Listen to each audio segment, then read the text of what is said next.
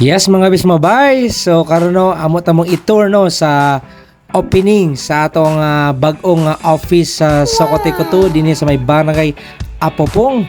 So karon no ang adlaw sa ribbon cutting no. So before ang ribbon cutting so natay pamisa no. At least no ma-bless po ang atong bag-ong building sa Sokote Kuto. So tara, sabayan nyo, i-tour ta mo gamay sa amon nga new building sa Sokote. Close entrance. So first first time in nato sa atong pag-transfer. Oh, napay ko guest to. Makalam the veterans move. Dugay kay maka-log-in. Diba ba guys? Okay. First log-in Edsel Mark Kalis. Itong gwardiya karon nga duty. Transfer na ko siya diri. So kita na ko kung asa akong office. Oy. Hi. Hi, pamit.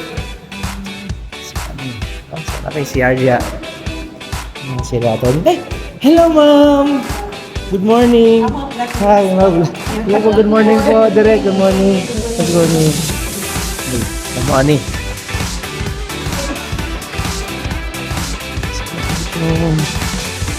Hey, waga.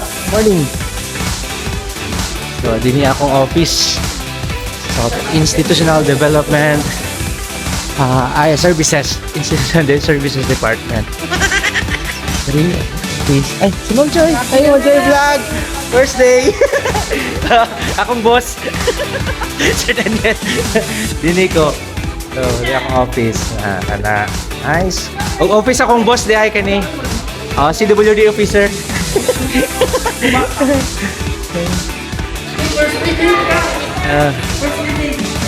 Wala akong late do.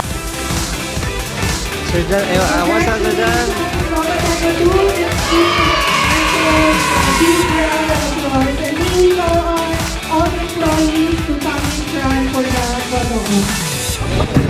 Pa-shoutout. Uy, simpleng buhay. So ano po masasabi natin sa ating opening sa new office ng Sokote Kuto? So, ako maingon lang, okay na siya nga nabalhin sa diri kay kami nga mo adto, manguha mi og materyales so unay na sa warehouse. Isahan na lang. Isahan na lang. Then, Okay, magyapon ako sa sir sa ano? Sa nag-operate Japon for sa mga billing. So convenient na po din sa mga consumer nato. Yes, mas nagkakalapan na ang paghingan. Yes, ano maglisod? Yes, ato. Ano, bago nga ito nga may naupisa sa Sokote Kuto.